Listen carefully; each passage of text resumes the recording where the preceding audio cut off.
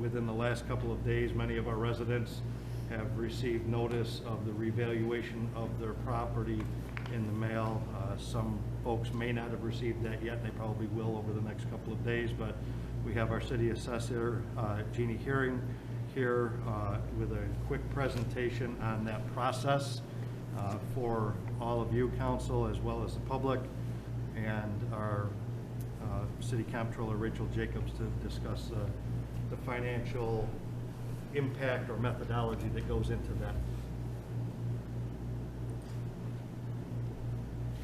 Thanks, Jeannie.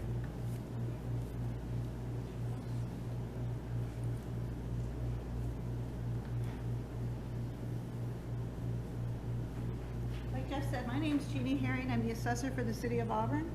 And I just want to thank you very much for giving me the opportunity to just give you a really Jeannie, quick... would you pull that microphone closer to you so we can hear you? Thank you. Yeah, and thank you for letting me give you a brief overview of what's been going on. So in case you get questions, you know where to direct people to come if they have any concerns, okay? I want to put this slide up just to let you know that this has been a long project. There's been two of us pretty much working full-time for the past 9 months on it. We did look at every single parcel, working with the state real property services department. They recently told us that if we had not done this revaluation, our equalization rate would have dropped to 82%. All right, so that means that a house that, say, was assessed for $100,000 would now be assessed for $122,000 full market if we had not done anything. All right, and the reason why we do it is to ensure that the assessments are fair for all the taxpayers and that we make them equitable and as accurate as possible. All right, and contrary to popular belief, a reassessment does not mean that your taxes will automatically increase or your assessment. Although with this reassessment, pretty much every property went up at least a little bit to a lot. Okay, and I've talked about this before when I was here, how we determine value, but I'll just review it really quick. So first, we get cost tables from the state. And we can't change those cost tables, but we can change the depreciation curves. So we have projects that encompass all different neighborhoods throughout the city. And so we go in and we modify those depreciation curves until when we run those curves over sold properties, they start to predict the sales, what they sold for. So once we get all that set nicely, we go to our sales or our manual model. And again, like the cost, we calibrate our manual model so that when we run it over the sold properties, it starts to predict what it's sold for. So eventually we get pretty accurate with our cost and our manual model. And we're able to run now those two options over all properties in the city, residential properties. The last thing we do, we select the 5 most similar properties to your house, to your property. You know, based on your neighborhood, your building style, square footage, and the condition of your home.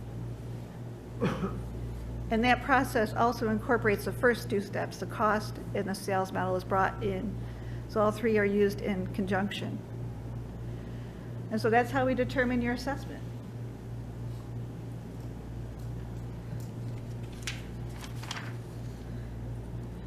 All right, so bottom line, assessments are based on sales, whether it's the 5 that are most like your house or how we build our model, how we build our cost tables. It's all sales. So we've had some people that had some pretty big changes to their assessment this year.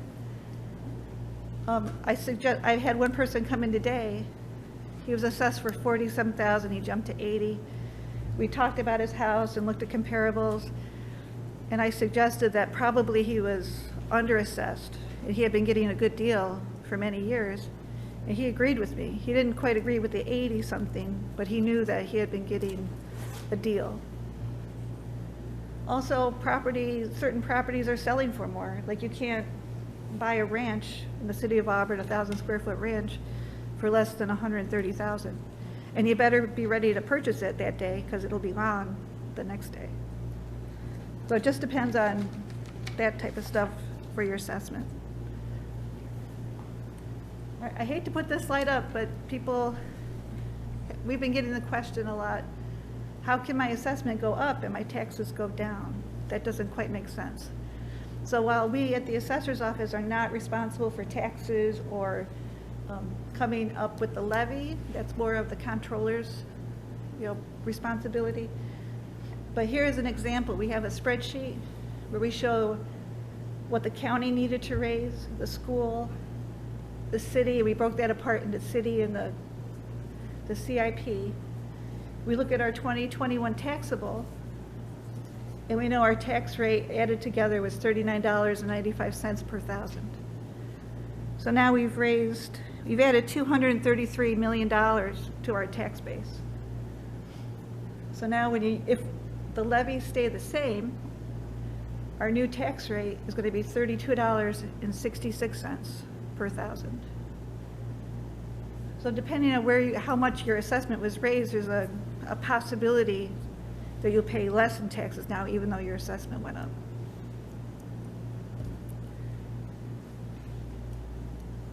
All right, so if you have a taxpayer that doesn't agree with their assessment, please have them call or email our office. We are more than happy to sit down and talk to people, explain how we got their value. It's all math. It's just math and sales. There's nothing, everything is an open book.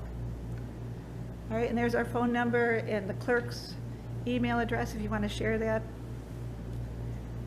Does anybody have any questions? Right here. If the elderly want to contest their assessment, Mm-hmm. they call, is there any way we can try to help them go through the process? Because, they're probably not up to date on Yeah. computers. Yep. So that's great that you got a number there. I just hope we just follow them right through with it. Sure. We have people that call, because we like them to come in so we can talk face to face, but there's some people that, especially elderly, they don't want to be out of the house because of sickness or they're physically disabled, and we're more than happy to talk to them over the phone. Great. Thank you. Sure. Go ahead. I had a question for you, Jeanne. Could you talk about where we're at in the overall process? You talked about how you've been working on it for 9 months. These letters go out. There's still a lot that's going to happen over the next 3 to 4 months. Could you kind of just Sure, give a yep. general outline of what there is still to come? So we call this like our preliminary tentative roll. And so from now until March 15th, we're meeting with taxpayers to review their assessments. It's very informal. They can call and make an appointment. They come in. We set aside 15 minutes, but we can take more if we need it. They bring us their evidence of what they think their assessment should be. We, show them our figures. And so we do that through March 15th. Then the tentative roll is published.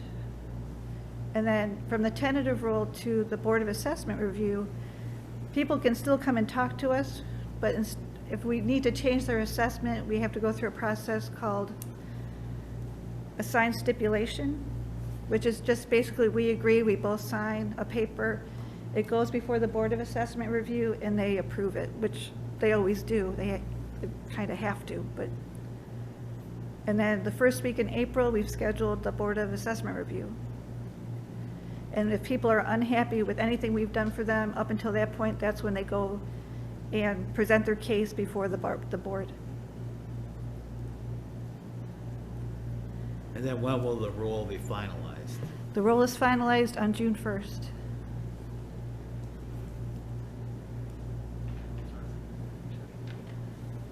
Thanks. Counselor Genatino, go ahead. Thank you, Mayor. I would ask that this presentation, the slideshow, be posted on the city website, because it is not part of tonight's agenda, so I want to make sure the public has access to it. Sure.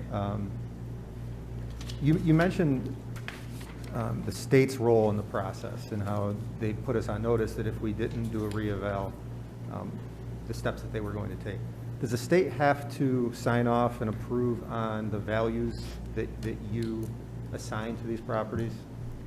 When you do a reval, they need to certify your assessment roll.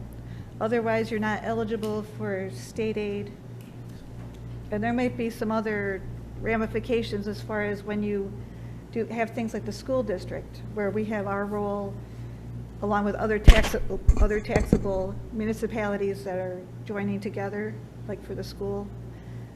They might have more of a say if we don't get our role certified. And at what point does the state certify? Right before I sent those letters out.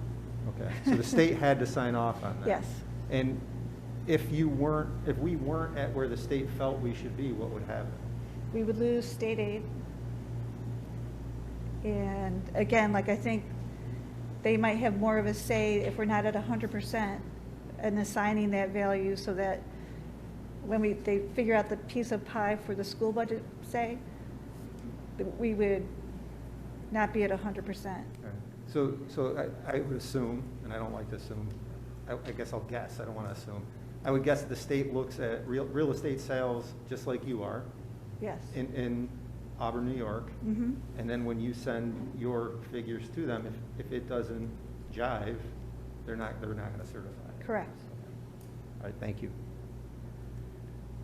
Without getting into it too deep, since a lot of house buying is going on now, a purchase price of a house, does that have anything to do with the assessment? Yes. So if somebody, just a round number, if they purchase a house for $200,000, no matter what the house was assessed at before, at $200,000. And it's because of our calculation. When you get to the sales comparison, the house most like your house is going to be your sale. And so this is going to be the most weighted sale. And so that's going to go into your calculation of your assessment. There'll be 4 other houses, but they won't be weighted as heavily as your sale. So that's why, it's not just automatic, it's because of the comparable sales. Thank you. And just for the public's education, and I know we talk about this all the time, this happens every 4 years. Every It's 4 part of years. our city process. Right. Correct. Thank you. Anything else?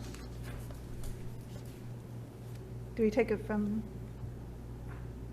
I'd rather, one question from the audience, I'd rather not get into this, but if you don't mind. I don't mind. You're gonna have to, ma'am, you're gonna have to come to a microphone, please.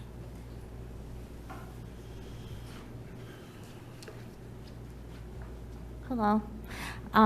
So I guess my question is, can you go over how far back you go in the sale, like the comparison with the sales? Sure. And then also, you know, kind of to let people know that the condition of the house, they can bring up the actual condition inside, even though the assessor doesn't actually go inside, if they want to, if they think that it's gonna, you know, decrease the assessment. Okay, for sales, for this reval, we went back to the last reval. So we picked sales from January 1st, 2018 forward.